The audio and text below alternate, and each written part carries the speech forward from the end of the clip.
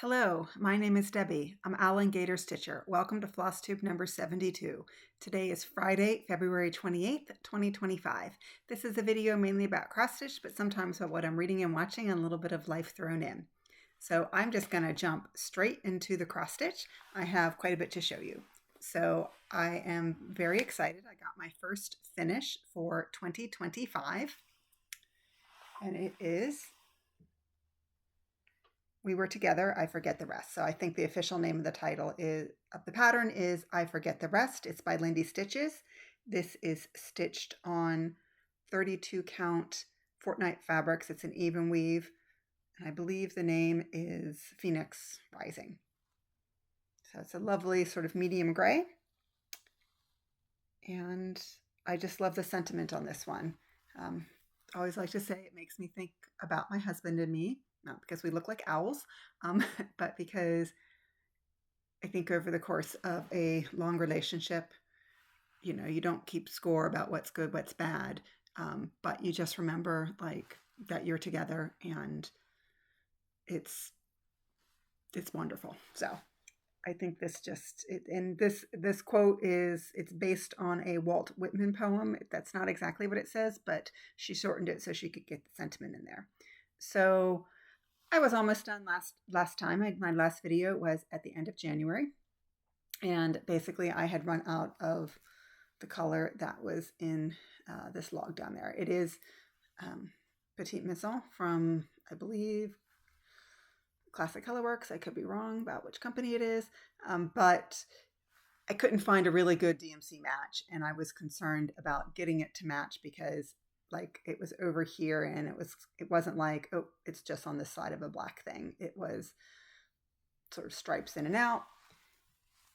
Yes, it's a different dye lot because I probably bought most of this in 2020, and obviously I bought this one in 2025, but it's close enough you can't tell any difference from here.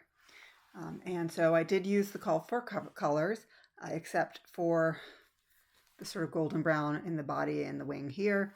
And I switched that from caramel corn to chickpea, mainly because I don't know, like the picture, this was very close to the color on the picture, and caramel corn is quite yellow, and I loved that golden brown color on the picture, so I took that and I found a color that matched it. So very happy. That is my first finish. I mentioned this every video, but this year I am determined to hit all of my goals. I set goals at the beginning of 2023 on every piece. They were aspirational, meaning I knew I was never going to finish them in a year, but it was a way for me to get substantial progress in all my pieces. They were not even. Some pieces were getting a lot more work than others based on my desire to work on them or finish them. So it was a bit uneven. And I got distracted in 2024 and worked on a lot of newer things that didn't have any goals. So this year I am trying to get done those goals, and the reward, so to speak, is to do a whip parade. So my reward is your reward. I do have over 70 projects going on right now, so it's quite a bit. So doing a whip parade is, it's fun, but it's a lot of work. So I sort of gave myself that little bit of grace. All right, so I am also this year trying to do a new start every month. I'm sure there'll be some months that I just don't have the time to do it. And I sometimes will spin a wheel and you get to see what I spin. Last month, it spun Promises of Spring. This is Hope, says Hope. And this is from the Cottage Garden Samplings. This is part of the Songbird series that came out quite a few, 5-6 years ago now. So really, really cute. I really love it. So I'm glad that the wheel spun this. I am going to change the words on some of them, but this one I am keeping hope. So my goal is when I start it to get 1,000 stitches. So that's where I am. Not the most interesting part of the pattern, but honestly, you can see starting in the bottom left-hand corner was the easiest place to start and count. So that's what I did. So just sort of started on that sort of grounding to the pattern. I originally had tried to do my own color conversion, and I am working on another one in this series, and the color conversion just didn't work. So I sort of said, unless it's something really easy, I am just going to go back to the called for colors. So this is being stitched on a 32 count the Stitch Me colorway Neptune. And it's a even weave.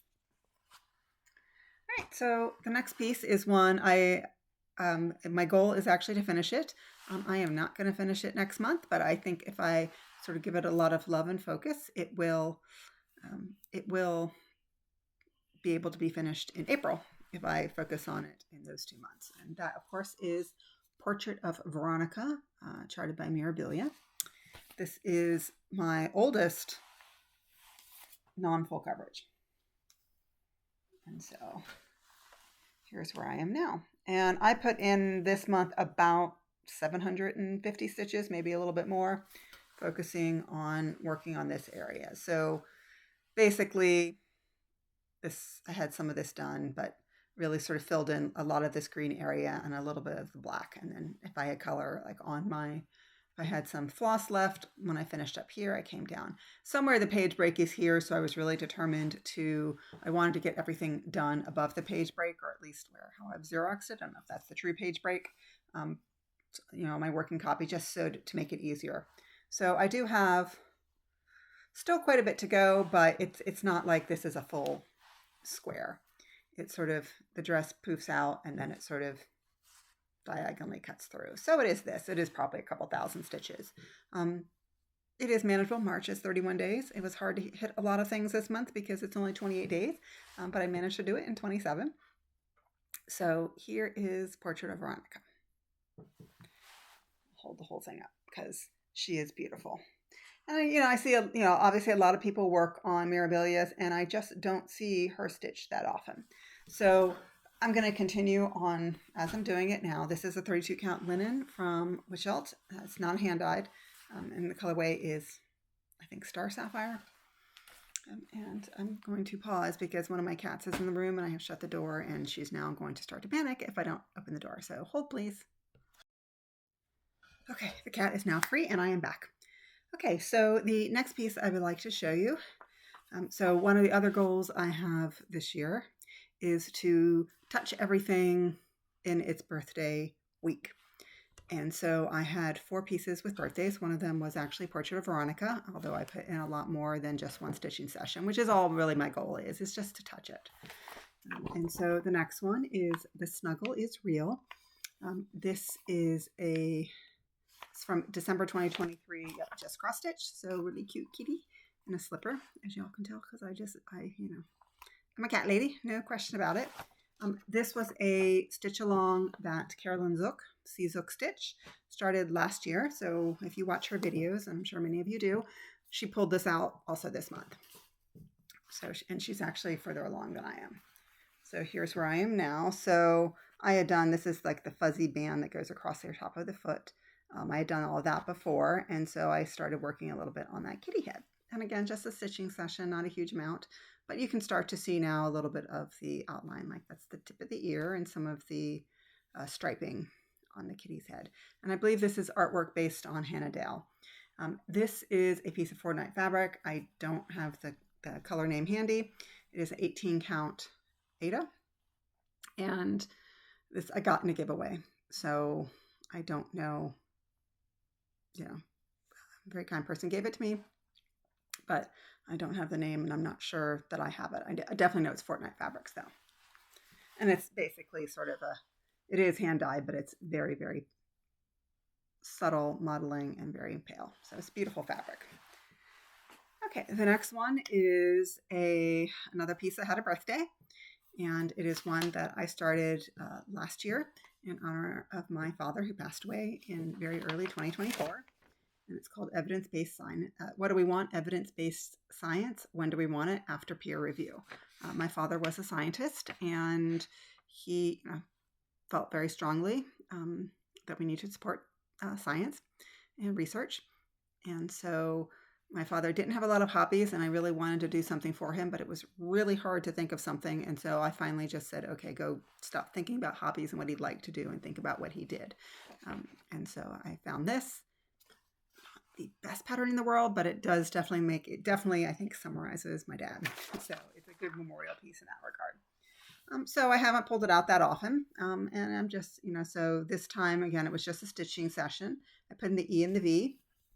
and start at the top of the S. So that's where we are. And this is just a crunchy piece of Ada that I had in my stash, 18 count.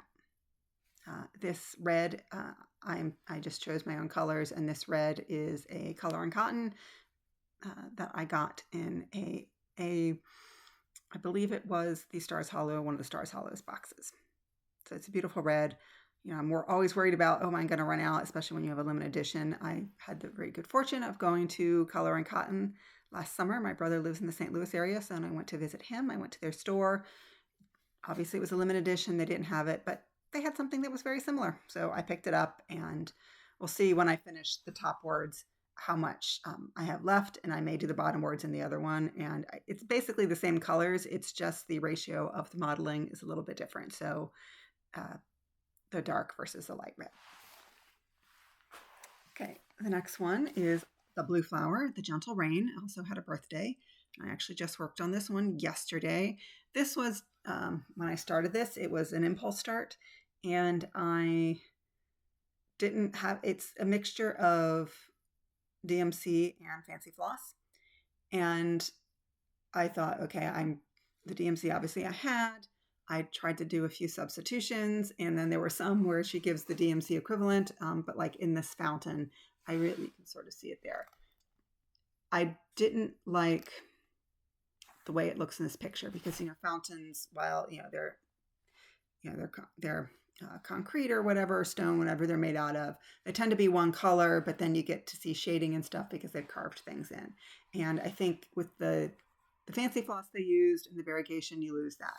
And I think she's aware of it. So here's what, I don't see if it will focus, what it looks like on the back. So I already knew I was going to do this in the DMC. But then when I started pulling it out, I realized I didn't like the substitutions I had made. And so it just sort of went back and forth. So I only put in a couple hundred stitches, and I need to sort of sit down and figure out what am I doing about the colors here. This is another Bestitch Me fabric. This one is called Frost. And 32 count even weave. I was in her Fabric of the Month club for a while, about a year. So basically what I did was I was pulling colors. So like in these two robins and this bird, I was just sort of I had some of the colors down, but I was filling it in. This is actually a nest with robin's eggs. So I put the eggs in there, did one of these flowers, and then I pulled down to the trunk of the tree. So it really was only a couple hundred stitches because it was, a lot of color changes. And then when I realized, like I haven't done the beaks, or at least a couple of the beaks, because the yellow I had chosen, which I don't really care about 2 stitches on a beak, exactly what shade of yellow, but I do care about the girl's raincoat, and it just wasn't the right shade. So again, I just need to sit down and take a look. And I know I'll be motivated to do it sooner rather than later because I am going to a retreat in May, and the Blue Flower is going to be one of the guest designers. So certainly not going to have this one done by then, but I want to have it figured out so I can show her what I'm doing. And so I tried to be drunk with power, but I really wasn't. And for those of you who know the Blue Flower and watch her videos, that's what she likes to say. She likes you to make changes and say that you're drunk with power. So here's where that is. All right, the next one, again, as I said, when it has a birthday, but it's March 1st, which is today's February 28th. So March 1st obviously is tomorrow. And I cheated a little bit because it's always in the birthday week, not necessarily the birthday month. So I said, okay, it's the birthday is coming up. And I wanted to I was finishing up all my other goals and thought, why don't I get a little bit of jump start on March, because Portrait of Veronica is going to take a lot of time. And that is Evening Romance. I've already hit my goal on this. I hit it quite a while ago, which was to finish the top row of pages. I initially only had a paper chart of this, but Artisy was kind enough with proof of purchase to send me the electronic pattern, the PDF, for free. So I was able to get it into Pattern Keeper. So here is where it is. So all that top row of pages is done. I think it looks absolutely fabulous. It is quite confetti heavy, despite the fact that it doesn't have that many. I mean, it's got like 50 colors, but as you know, compared to like a Heaven and Earth Designs, it's not that many. So this time I just did 310. That's all I did. As I came down, I pulled it down here and started working there. So not the most exciting part. I do like to see the tree sort of coming down here. But again, this is the kind of thing until you start to get the last stitches in, it just looks like a garbled mess because the way that the light comes through the trees and all the colors and everything. Okay, next piece was one of my Whip Go draws for February. That is the Tea Table by Serendipity Designs. This is an old one. I think it's from the 90s. I had it in my stash for a long time, and I started it in 2020 for Mania. That's what I'm like, oh my gosh. I only did Mania 1 year, and that was enough. But I did start this then. And again, it's an old pattern. So it's one of those that gets a little bit frustrating at times to work on. So it doesn't get worked on that often. But I came up with a strategy when I developed my goals.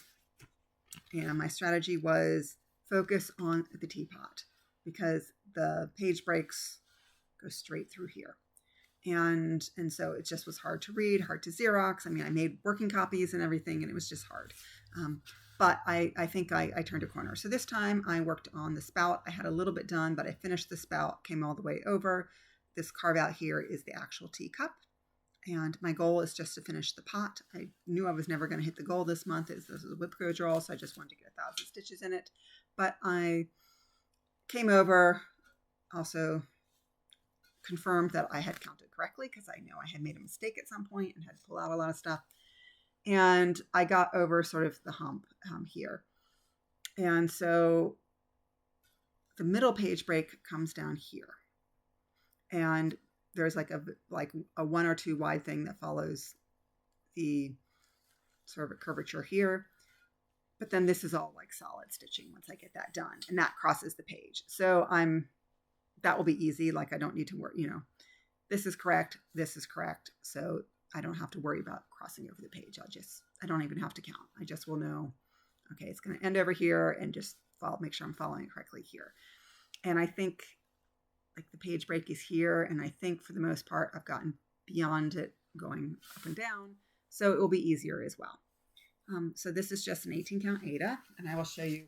So I did start it when I started, and it's sort of a circular pattern. So I did start it and started with some of the flowers there, and it was just getting very frustrating to work on it. So that's why I moved down to the pot, and then I can count. Once I get that done, I can start counting everything off the pot. Okay, the next one was my Whip Go draw, but I also wanted to hit my goal on that, and I achieved it. So this is called Autumn Blessings. This is a whole sort of prayer, but the prayer doesn't really speak to me, so I'm just doing the top bit.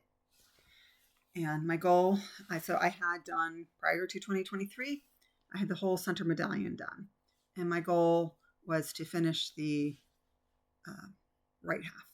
And I already started some of it, but I finished all the cross stitches, and then there was a whole heck of a lot of the back stitch. So I did the back stitch, and of course it makes everything just lovely. That squirrel really comes out.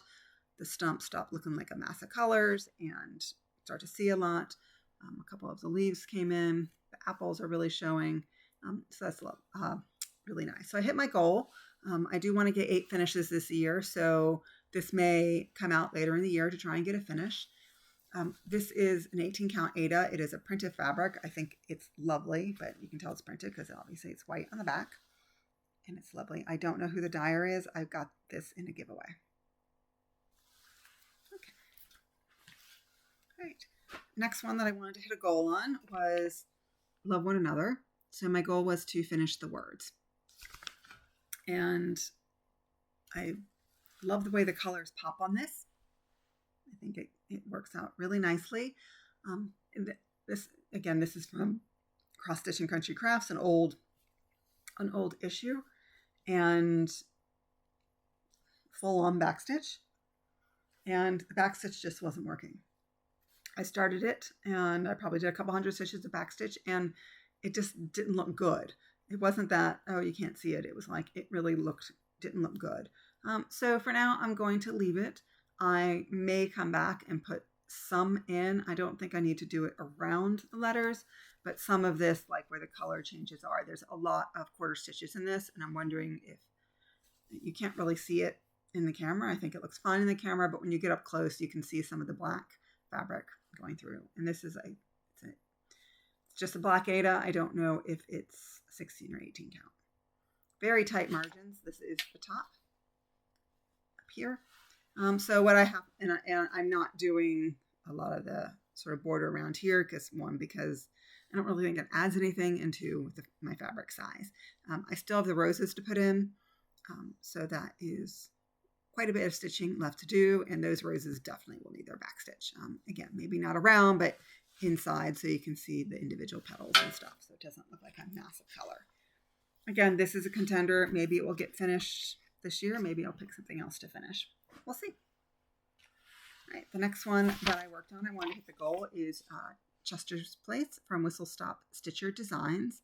I think many of you are familiar with the story that Jennifer, who owns Whistle Stop Stitcher, her sister was trying to adopt a cat from a shelter, and the cat needed some serious dental surgery. And so Jennifer really quickly made a chart, and the initial chart was all the proceeds went, all the profit at least went, because Etsy always has charges, went to give basically to support the surgery.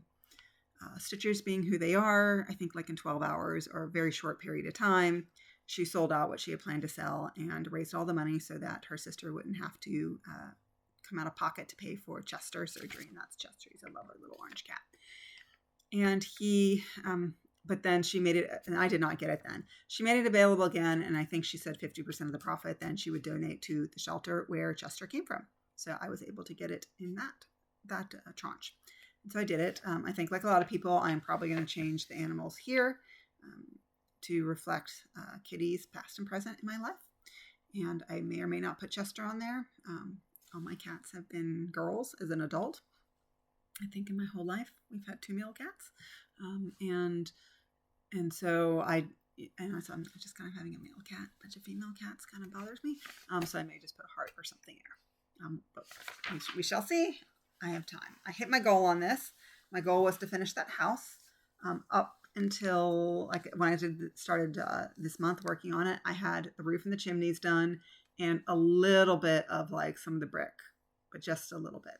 So obviously I had to put in all of those windows and the door and finish all the brickwork and stuff. 2,500 stitches later, I'm going to say this was a mamba jumbo of a house. I don't stitch a lot of houses, not because I don't like them, but that's just not what draws me to a lot of stitching. I don't do a huge amount of sampler stitching. So kudos to all of you who stitch houses. I don't know if this is considered a big house at, probably 3,000 stitches when you add in the roof, or if it was just me.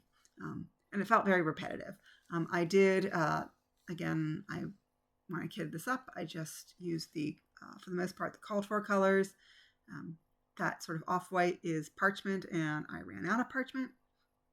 And so I wasn't going to buy more because, knowing what I know now, parchment is just, basically an off-white. There's no modeling. I just rather use my DMC. So I went and found a match. I think for this particular skein, it was Ecru. I did look on 123 Stitch to see their conversion, and their parchment was very different from like the one that their recommended conversion was very different. So I just went through and I think I pulled out 3 colors that I thought might work, found the closest match, and just kept going. And really, I can't see the difference. So I was very happy with that. So that is Chester's Place. This is 18 count shale from Picture This Plus, obviously an Aida. Okay. And then the last piece that I worked on, I wanted to hit my goal. And I forgot to bring the cover out, and I'm not going to go dig it out. But this is the Grand Library. So my goal was to hit 3%, and I hit it. This is my largest whip by far. I had it in a Q-snap before, and I decided to pull it out of the Q-snap. So I'm at 3%. So that was probably a little over 1,000 stitches that I had to put in to get to 3%. So I worked on this in January, and I put in that light and stuff, but there was some of the shadowing. So I filled in the colors here, finished what was missing over here, and finished like working on his back leg. I think I had his support leg already done, and just sort of started filling in colors here. I am pretty sure the next time I work on this, and I don't know when that will be, I'm going to go up and start working on the romance section. So, but I have time to think about it. I'm very happy I hit my goal. And that's 3%. This is a lifetime project. I won't ever get it done in my lifetime, so I just want to work on the parts that speak to me the most. Okay. And the last piece I worked on this month is White Owl, charted by Artisy, artwork by Kayomi Hirai. And as the full coverages go, this isn't a huge one. This is a little over 60,000 stitches. And I have it in Pattern Keeper. This is one of the ones that she also gave me. Actually, no, I purchased this one as I purchased this one. So here's the whole thing. Because I originally was not using Pattern Keeper when I first started this, I did sort of go across and do all the top pages. And then I have to do about 4,000, a little under 4,000 stitches a month to get this done. And so in January and February, I think it was like 38. So if I go to 4,000, then I'll get this done like early December. I won't have that much left. So anyhow, this month, I went and started working down here. So obviously a lot of the blues, but I'm trying to alternate the blues with the sort of the whites and the grays in the wing. And it just looks fabulous to see the details of the wings, like it's not a spine, whatever you call it, in a bird's wing. The cartilage, I don't know what it is. I'm sure someone will tell me. Just seeing that detail come out, it's truly stunning. So once I put my 4,000 in it, I do put it away, just so to give myself a break, not because I'm necessarily tired of it, but I don't want to burn out on it. I want to be able to keep up my pace, and sometimes knowing yourself and being able to keep it, or at least knowing myself and keeping up the pace means, okay, put it away for a while, and that way you'll be excited. And so March 1st is tomorrow, so it will come out tomorrow. And I tend to work on this one in the evening only. Okay, so that is all I stitched on this month. Let me talk about my plans. I'm participating in WIPGO, and I had there were the 2 WIPGO draws this month. So the first one is in the garden. This is also Cross Stitching Country Crafts, or is it a different one? Yep, Cross Stitching Country Crafts. So this beautiful garden scene. Get me excited for spring. Spring is more or less here, but we still have chilly mornings. I live in Florida, so chilly for me is probably not chilly for you. But here is where I am on that. Oops, I can probably show you a little bit more. There we go. So my goal is to finish basically the top pages, and that cuts off sort of like here. So there's not a huge amount. I mean, obviously I have to finish this flower, probably a little bit in this pink and blue flower, and then some of this greenery, and then this pink flower over here. So not a huge amount, but again, this is a piece from the 90s, lots of backstitch, but I love this piece. It is stunning. And, I've done some of the backstitch. So like I've done the birdhouses and that butterfly up there. Oh, I think there's another butterfly over here. So it's just a little bit time consuming, but it's not hard. Well, reading the pattern is hard, but the stitching itself is not hard. This is a 28 count. I think it's linen from Lakeside Linens. And I just love the way all the colors are popping off on this. This is a little bit lighter than that, but I actually prefer having a little bit of a lighter blue. It gives it a much more springy feel, in my opinion. Oops, my needle miner is sticking to my stuff. Okay. The next WIPGO draw is Tug of War. This is a paper pattern from Mystic Stitch. They are defunct, so there is no hope of getting this pattern. Another company, I believe it's the Cross Stitch Studio, have rights to this artwork and did their own charting, but just because they did their own charting doesn't mean it's the same, and so I'm just going to continue on. It's slow, it's fine. So I'm doing this on 18 count Aida. I think my goal was to finish page 2 and then finish the clothespin. So I don't really have that. I mean, the clothespin, it's obviously confetti heavy. That is really all I have. And then a couple, for whatever reason, a couple little stitches there. I probably the colors, but like page 2 ends somewhere over here. So I want to hit the goal on this. The whip go call is 1,000 stitches. It probably, because we all know that stitchers are grossly underestimate how many stitches are left. So there probably are more than 1,000 stitches by the time I get all of that done. But I can't imagine it's that many more. Under 2,000. Could be wrong. Who knows? Okay. Then my other plans. So I only had 2 projects that had birthdays this month. One of them was Evening Romance, so I've actually already checked that box. The second one that has a birthday is Mother of Dragons, artwork by Alexandra Bach. And this is charted by Pain Free Crafts. It is a retired chart. I purchased the paper pattern, and when I did reach out to Pain Free Crafts to see if there was a loophole, even though it was retired, maybe I could show her that I purchased it, and she would do it, but she said she wasn't allowed to do that. And that's fine. I have no issues with that. I just, on a wing and a prayer, I kind of hoped, and unfortunately, the rules are what they are. So I was a bit concerned when I started this. I mean, normally Pain Free Crafts has great charting, but it was kind of hard to see with what I had done how good the charting was going to be. So my goal was to finish that dragon's head. And so you can sort of see the dragon head coming in and a lot of the fire that's coming out of the dragon's mouth. And obviously I still have more to do, but I think it looks fabulous. So I would like to finish the dragon head this month. That was one of my goals. And it's not that many stitches, but it is all confetti. So like when I pull this out, because I just used my master set of DMC, I have to pull like 20 little bins and bring them over here because I have them. I have a huge case of them. And, I'm doing like 2 or 3 stitches of the color. And then because it's a paper pattern, inevitably I miss it somewhere here. So then I've got to come back to it. But usually it's not that day that I remembered that I missed it. And yeah, it's a thing. So, but I am really looking forward to making some good progress on this one. Okay. So my goal is, is to hit 4 of my milestones or goals, however you want to call them, that I set at the very end of 2022. And I don't know what the 4th piece is going to be. So it's it's Mother of Dragons, it's In the Garden, and it's Tug of War.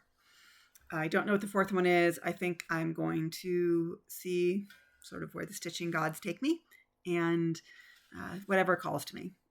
Leave myself a little bit of flexibility in case, I decide really that I really want to push forward on something, or, maybe I don't have a lot of time and maybe something has a smaller goal.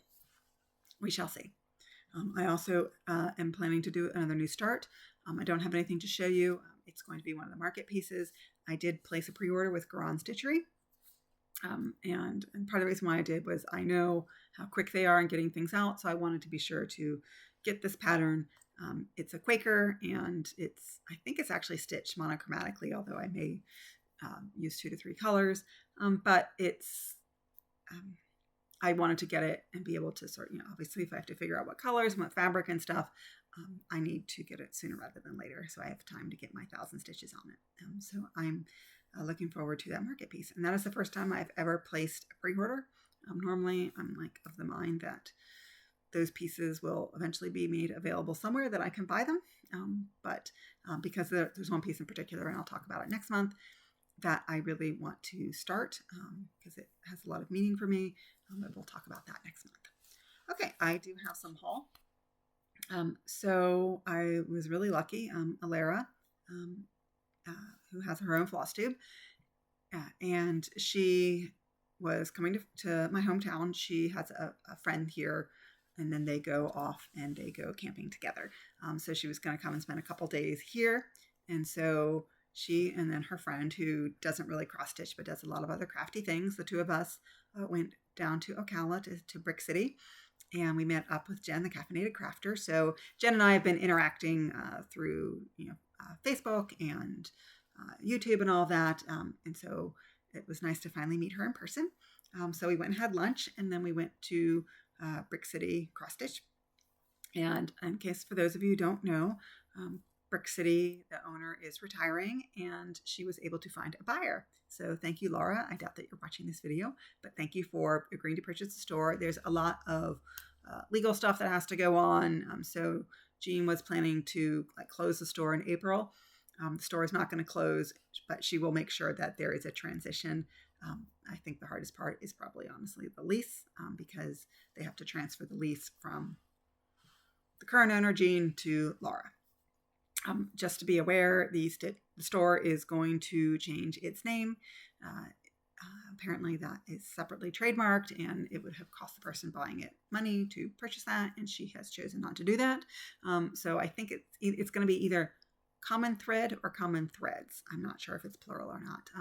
But she's buying the space, and she's buying whatever stock is there. So I'm really excited for that. I did actually go to Brick City twice in February. Because I've already gone 3 times this year, and because Jean thought she was going to be closing the store, she wasn't buying a lot of stock. So when I went with Jen and Alara, there wasn't a lot that I wanted to buy. I did buy a piece of fabric. I don't have it here. That's because one of the great things about Brick City is you don't just buy like a fat quarter or a fat half. They have everything on bolts, or almost everything on bolts, and you can cut it to size so it matches your project. And I have one project that really was too tight to fit on a fat quarter, but it was like to buy a fat half would have been a lot more money. So I purchased it from them. They measured it, they cut it, they serged it. It's wonderful. Bought a piece of fabric, but then I also bought this. This is called Alphabetum, and it's from Twin Peak Primitives. It's a lovely chart. I just think the lettering and every stuff is beautiful. So I was happy to pick this one up. Okay. And then I also, as I mentioned, sorry for the little crinkling noise. I had gone down to Brick City in early February because every year she hosts what she calls a garage sale. But basically in the store, she rents out tables to sellers, and basically people are selling their stash. This year I wasn't, what was there wasn't as exciting to me as I thought it would be in the past. And it seems like this is the 4th year in a row I've gone, and the 1st and 3rd years was amazing, and the 2nd year not so amazing. So I think it just depends, who comes and sells things. So I was very excited. I did pick up a copy of Fairy Moon.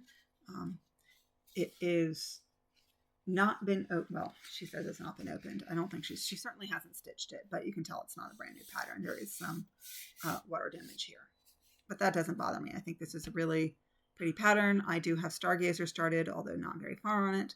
So I think this is a lovely companion piece to Stargazer.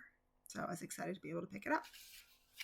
And at the garage sale, because of the slight water damage and stuff, significantly cheaper than I had gone to eBay or someplace like that.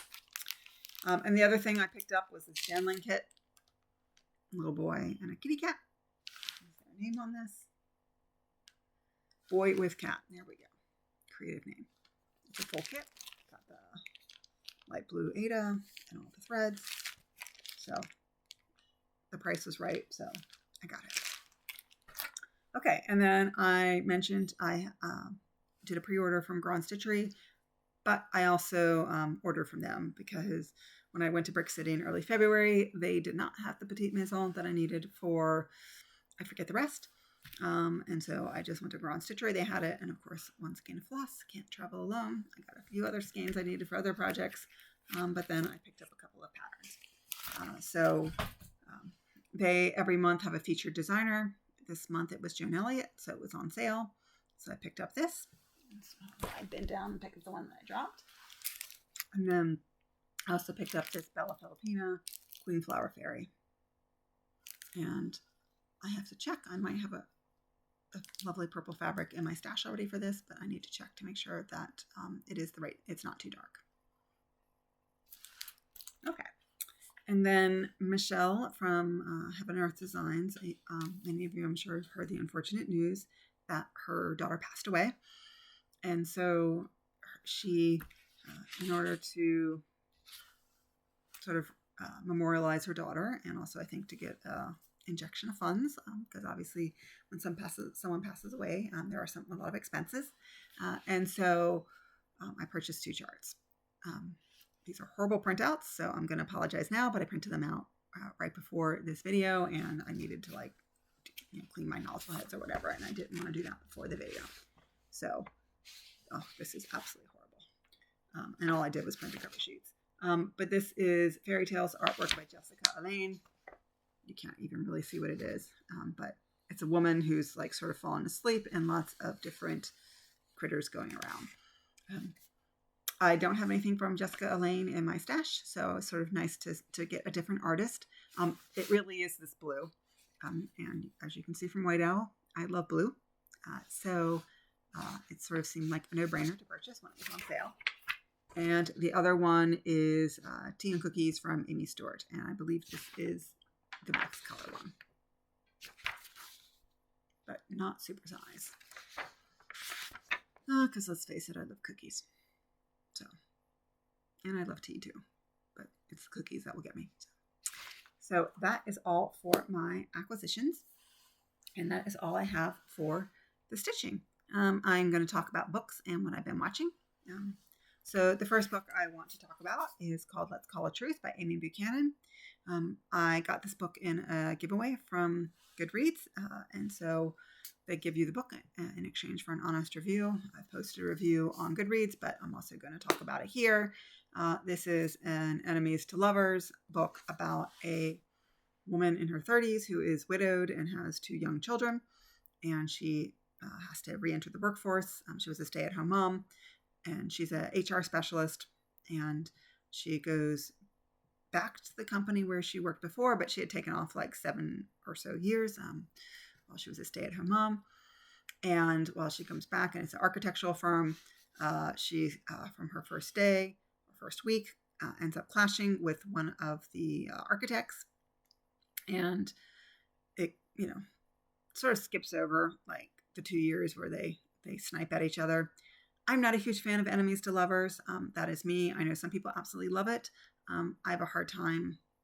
I'm like, it's one thing if you don't like someone, or there's a misunderstanding, or you are rivals, like say a defense and a prosecutor, your attorneys, and like, I don't mind rivals to lovers, but when like they really are mean to each other and they're both mean to each other. And she works in HR. I'm sorry, I know she's in talent acquisition. She's not dealing with all the complaints of people who are actually employed there. But I'm sorry, you work in HR, you suck it up. And of course, you know where it's going to go. And once it sort of gets past that, but it takes like 100 pages of them really being mean to each other. And I'm just like, I don't really want to read that. But because it was given to me, I read it anyhow. I will say I had some fun with it's based in Orlando, Florida, which is about 100 miles south of me. But she did go to the University of Florida, the character. And so at some point she goes and meets a friend of hers there and spends a weekend in Gainesville, which is my hometown. So, of course, it was fun. And I don't know anything about this author. I'm pretty sure that she went to the University of Florida because she knew Gainesville pretty well. So I gave this 3 stars. I mean, again, the enemies to lover thing, that's me. I often don't, I love romance, but I choose not to read that where I just don't need to read people who are mean to each other. If you misunderstand each other, if you are, again, rivals, whether in the workplace or, your neighbors, but like, no, just this whole sort of, I don't believe that you go from hating each other to loving each other. It's just whatever. So, and it's forced proximity. They're forced to work on a project together, which is, of course, how they overcome whatever. So that was Let's Call Truth. So now I'm going to talk about a book that I really enjoyed. This is called North is the Night by Emily Rath. And this is a library book, but just look how beautiful. It's got these like sprayed edges, and then if I can get a chapter beginning, like every chapter. Of course, now I'm not going to have a chapter. Like just every time a chapter, you've got a really pretty, so a lot of thought went into creating this book, which I know sprayed edges are the thing right now. But anyhow, it's called North is Night. This is a library book, so we'll go back to the library probably tomorrow. And it's based on either Finnish folklore or mythology, depending how you want to look at it. And it's It's not young adult, but it kind of, parts of it read as young adult. The protagonist is a teenager, but this takes place probably 1,000 years ago. So teenager, about to enter the marriage market, but she doesn't want to get married. But that's not really what it's about. But think yes, she's probably 16, 17, but in this society, she's on the cusp of becoming a true adult. And anyhow, it's, they're in her village. They keep hearing rumors about people who get, are from neighboring villages, these young women who are being taken, and they don't know what's happening to them. And then, of course,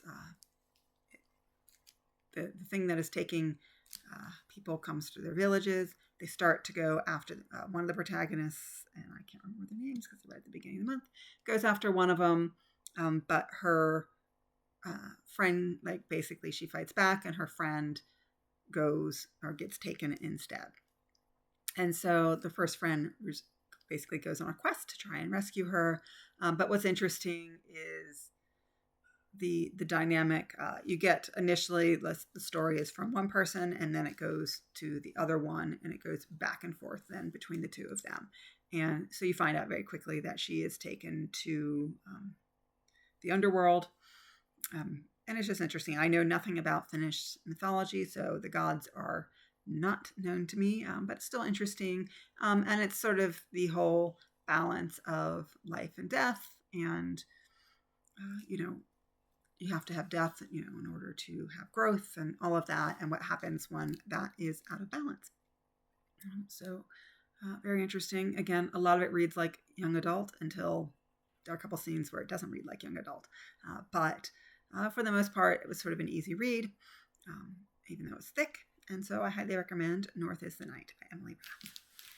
Okay, and I have one TV show I would like to recommend, and it is called Apple Cider Vinegar.